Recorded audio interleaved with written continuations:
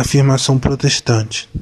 Os católicos comungam somente sobre as espécies de pão e os protestantes sobre a espécie de pão e vinho, como a última ceia de Jesus com seus discípulos? Primeiro, é preciso esclarecer que há uma diferença de compreensão do mistério da Eucaristia e da presença do Senhor. Enquanto a fé católica afirma a presença real, para o protestantismo em geral, esta presença é simbólica. Não é aqui o espaço nem o lugar para um debate teológico sobre esse tema, que é amplo e complexo. Nem entraremos na questão da diferença entre o ministério ordenado do sacerdote e o ministério do pastor evangélico.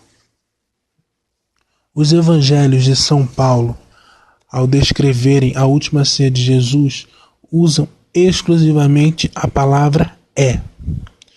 Isto é o meu corpo, este é o cálice do meu sangue. Jesus falava ao povo simples, com palavras claras e compreensíveis. Quando usava comparações, por exemplo, vós sois o sal da terra, vós sois a luz do mundo, ninguém reclamava e não esperava ver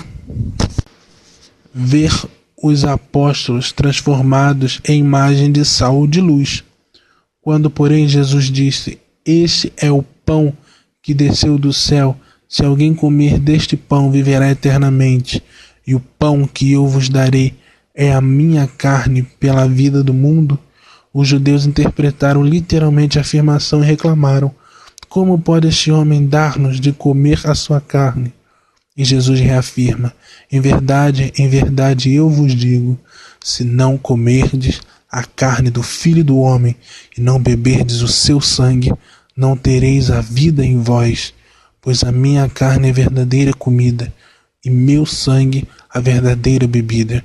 Quem come deste pão viverá eternamente.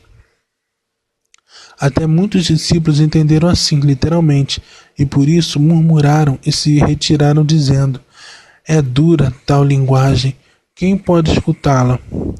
Mas Jesus não retrata para os recuperar. Pelo contrário, pergunta aos 12 apóstolos: também vós quereis partir? E então Simão Pedro dá a bela resposta de fé em nome dos apóstolos: para quem iremos, Senhor, se tu tens palavra da vida eterna e nós cremos e sabemos que és o Santo de Deus? Mas somente na última ceia foi-lhes revelado a maneira de alimentar-se com o corpo e o sangue de Jesus, velado sobre as espécies de pão e vinho consagrados. No outro contexto, porque as celebrações da ceia haviam sido banalizadas por algumas comunidades, encontramos a advertência de São Paulo, escrevendo aos Coríntios: e por isso todo aquele que comer o pão e beber do cálice do Senhor indignamente torna-se culpado do corpo e do sangue do Senhor. Pois quem come e bebe sem fazer distinção de tal corpo, come e bebe a própria condenação.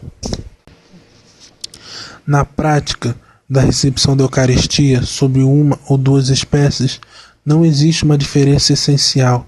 Os primeiros cristãos costumavam levar aos encarcerados por causa da fé somente o pão consagrado.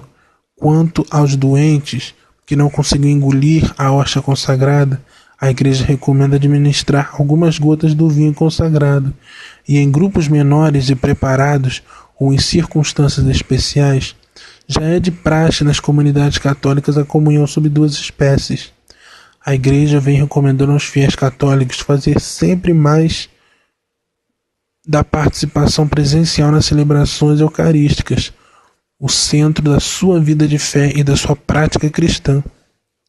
A falta de uma fé viva no Cristo Eucarístico, infelizmente, tem afastado a muitos desta verdadeira fonte de vida, como está escrito em João, capítulo 6, versículo 53. Se não comerdes a carne do Filho do Homem e não beberdes o seu sangue, não tereis a vida em vós.